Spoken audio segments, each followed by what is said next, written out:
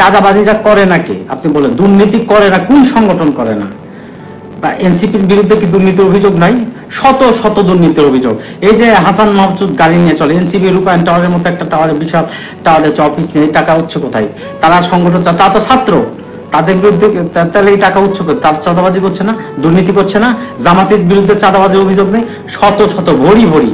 হ্যাঁ, কিন্তু সমস্যা হচ্ছে যে বিএনপি একটা যদি কোনো কিছু কাজ করে, সেটা মিডিয়া হোক বা এই যে কিছু ফেক আইডি দিয়ে ভাইরাল করে এটা একটা বড় ভাবে, চাঁদাবাজি করে না কোন সংগঠনের নেতা? সব সংগঠনের কম বেশি আছে।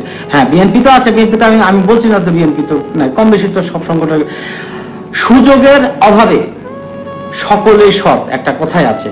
আপনি যারা হচ্ছে সততার বয়ান দেয় না, তারা দেখবেন যে সবচেয়ে বড় দুর্নীতিবাজ।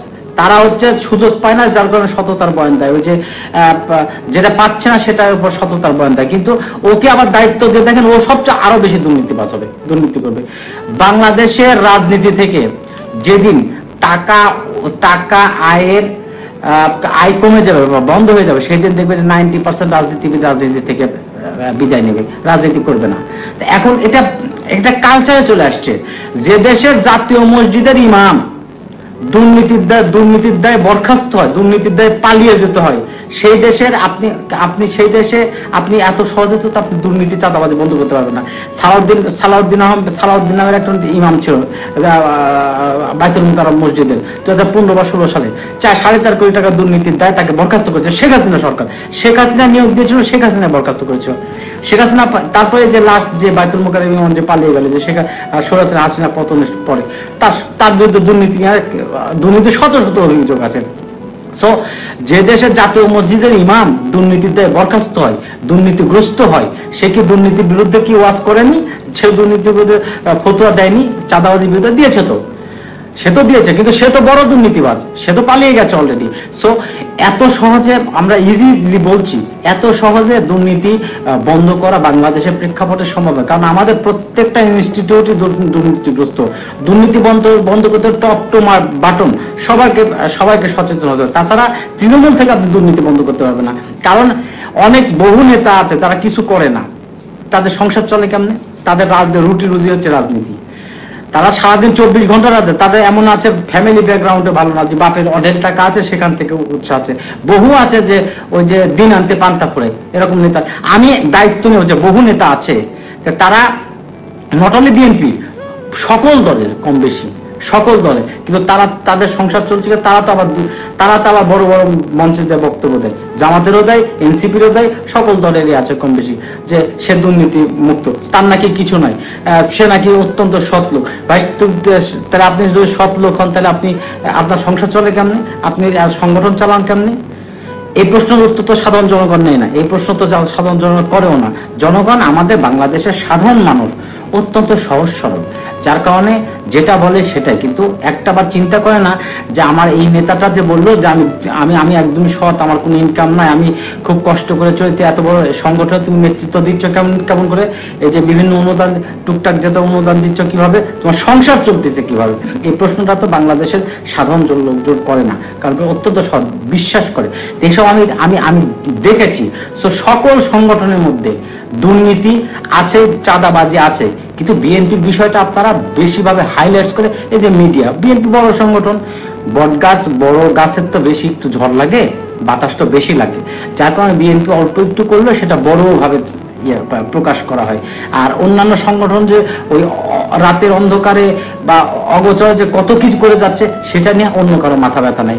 বাংলাদেশের রাজনীতির ইতিহাসে কোনোদিনই আপনি বর্তমান যে বাংলাদেশের রাজনৈতিক কালচার, বাংলাদেশের রাজনীতির যে এখন নট অনলি তৃণমূল থেকে একদম টপ পর্যন্ত যেভাবে রাজনৈতিক কালচারটা দূষিত হয়ে গেছে, আপনি ইচ্ছা করলে একদিনে এটা দুর্নীতি বন্ধ করতে পারবেন না। হ্যাঁ, স্টেপ বাই স্টেপ আমাদেরকে সচেতন হতে হবে, আমরা যারা নেতা কর্মীরা তাদেরকে সচেতন হতে হবে, হলে যদি এটা দুর্নীতি কমানো একদম জিরো টলারেন্স আনতে পারবেন না, চাঁদাবাজি জিরো টলারেন্স আনতে পারবেন না। আপনি যতটুকু সম্ভব কমাতে পারবেন ততই দেশের জন্য মঙ্গল। এটা আমাদের দল এই বিষয়ে যথেষ্ট স্ট্রং। এই যে দেখেন, বাংলা বিএনপি একটা বৃহৎ রাজনৈতিক সংগঠন, বিএনপি তো ইচ্ছা করলে একদিনে তো জিরো টলারেন্স করতে পারবে না। আপনি একটা রাজনৈতিক দলে ভালো খারাপ সবই আছে। সো এটা সময় লাগবে, যতটুকু কমানো যায় ততটুকু দেশের জন্য মঙ্গল, জনগণের জন্য মঙ্গল, দেশ তত তাড়াতাড়ি উন্নত, সমাজও তত তাড়াতাড়ি আলোকিত হবে। কিন্তু এত সহজে দুর্নীতি বন্ধ করা সম্ভব না। আর দুর্নীতিগ্রস্ত সবাই আবার দুর্নীতি করে না, সবাই অনেকে আছে আলহামদুলিল্লাহ বহু ভালো ফ্যামিলি বিলং করেছে, আল্লাহ তাআলা তাদের অঢেল সম্পদ দিয়েছে, তারা কিন্তু নিজের পকেট থেকে রাজনীতি করে। বহু লোক আছে রাজনীতি দুর্নীতি করে না। কিন্তু বিষয়টা হয়ে গেছে যে যারা মিডিল ক্লাসের যারা যারা হচ্ছে নেতৃত্ব দিচ্ছে, একটা আমি আমার ব্যক্তিগত কথা বলি, আমি তো দেখছি রাজনীতিতে কত পরিমাণ খরচ। এখন যারা হচ্ছে যাদের ইনকাম নাই, যারা রাজনীতি করছে যাদের কোনো ইনকাম নাই, তারা এই খরচটা বহন করবে কেমনে? আমার জীবন আমি আমার দায়িত্ব নিয়ে বলছি, বিগত সরকার বিরুদ্ধে আন্দোলন, হাসিনা পতনের আগের থেকে, হ্যাঁ, যখন 28 অক্টোবর সমাবেশ থেকে শুরু করে তখন বিএনপির বিরুদ্ধে ধরপাকড় হচ্ছে, আমার জেলাতে আমার থানাতে এমন কোনো কর্মী নাই যার বিপদে আমি যতটুকু সম্ভব দাঁড়াইনি, সকলের পাশে দাঁড়াচ্ছি। যারা জেলে বন্দী ছিল তাদেরকে যতটুকু সম্ভব আমি সাধ্যমতো তাদের পাশে সর্বোচ্চ থাকার চেষ্টা করেছি, তাদের জামিনের ব্যবস্থা করেছি। যারা নিডি কর্মী, যারা জেলে ছিল, পালিয়েছে, তাদের বাসায় আমি চাল ডাল তেল থেকে শুরু করে সকল কিছু দিয়েছি। এমনকি এমন রেকর্ড, এমনকি এমন নেতা কর্মী আছে, এমন কর্মী আছে যে পালিয়ে আছে, এনজিও থেকে টাকা উঠিয়েছে, ওই টাকা শোধ করতে পারছিল না, পরিশোধ করতে পারছিল না, তার বাসার টিন খুলে আমাকে যখন বলছে আমি তার লোনের টাকা পর্যন্ত শোধ করে দিয়েছি। আমি নিজে আমার জায়গা থেকে আমি বলছি। বহু নেতা কর্মী আছে তারা চিকিৎসা নিতে পারে, আমি তাদের চিকিৎসা যতটুকু সম্ভব আমার সাধ্যমতো আমি চেষ্টা করেছি। আপনার বিগত এমন কোন আন্দোলন নাই যেখানে আমরা যতটুকু সম্ভব আমি পার্টিসিপেট করিনি।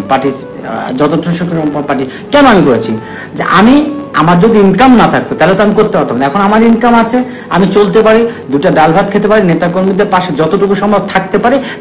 আমার দুর্নীতির বা চাঁদাবাজি করার কোনো কাজ নাই এবং চাঁদাবাজি করার দরকারও পড়ে না।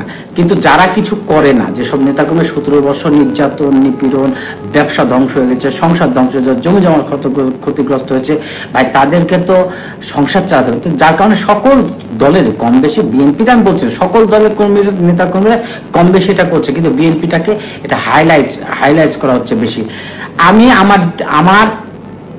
আমি কোন গ্রুপ, কোন নেতার কর্মী, কোন নেতার কি, এটা আমি দেখিনি। আমার যখন সরকার বিরোধী, যারা আমার পাশে স্মরণ করেছে আমি তাদেরকে হেল্প করেছি, যতটুকু সম্ভব সহযোগিতা করেছি, সর্বোচ্চ সহযোগিতা করেছি।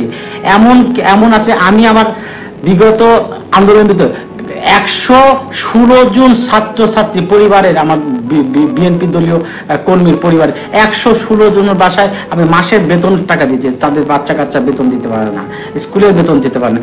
আজকের দিন পর্যন্ত আমি প্রায় 11 জন ছেলে মেয়েকে প্রতি মাসে তাদের পড়াশোনার অর্থ দিই। আজকের দিন পর্যন্ত দিয়েছি, প্রতি মাসে আমি দিয়ে আসছি। তো আমি দিচ্ছি আমার জায়গা থেকে, আমি বাইরে থাকি, আমি 2 টাকা আয় করতে পারি, সেখান থেকে আমি 1 টাকা খরচ করলে আমার কোনো সমস্যা নাই। কিন্তু যেসব নেতাগুলো বাংলাদেশে থেকে মামলা, হামলা, নির্যাতন, নিপীড়ন সহ্য করে আজকে তারা সংসার ধ্বংস হয়ে গেছে, ফ্যামিলি ধ্বংস হয়ে গেছে, সবকিছু ধ্বংস হয়েছে, তাদের তো বাঁচতে হবে। এখন তারা নিজেদের খাতে আপনার মনে করেন যে অটোমেটিকলি করাপশনের সঙ্গে জড়িত হয়ে পড়ছে, কারণ তাদের চলার জন্য, রাজনীতিতে হোক, তাদের সংসার চালানোর, এই জিনিসটা, এই যে কালচারটা চলে আসছে, এই জিনিসটা এটা তো আপনি ইচ্ছা করলে এত সহজে বন্ধ করতে পারবেন না। কিন্তু বিএনপি এই বিষয় না যথেষ্ট পরিমাণ হার্ড লাইনে আছে এবং বিএনপি যথেষ্ট পরিমাণ এটা যতটুকু দুর্নীতিমুক্ত করা যায়, দল থেকে দলের চাঁদাবাজি যতটুকু বন্ধ করা যায়, একটা আপনার ইচ্ছা করলে তো সারা বাংলাদেশে বৃহৎ একটা সংগঠন বিএনপি, জাতীয়তাবাদী দল, ইচ্ছা করলে তো কেন ভালো খারাপ সবাই আছে, ইচ্ছা করলে তো আপনি একদিন, কিন্তু যতটুকু কমানো যায় ততটুকু দল চেষ্টা করছে, হাইকমান্ড চেষ্টা করছে এবং বিএনপি এই আমাদের নেতা ভারপ্রাপ্ত চেয়ারম্যান দেশনায়ক তারেক রহমান এই বিষয়ে চাঁদাবাজি দুর্নীতির বিষয়ে একদম যথেষ্ট স্ট্রং ভূমিকা আছে। এবং আমি বিশ্বাস করি যে যতটুকু মিডিয়ায় প্রচার হচ্ছে তার চাইতে অনেক মানে একদমই কম এই জিনিসটা বিএনপির এর সঙ্গে জড়িত, কিন্তু মিডিয়া হাইলাইটস করছে বেশি, এটা হয়ে গেছে হচ্ছে মূল কারণ।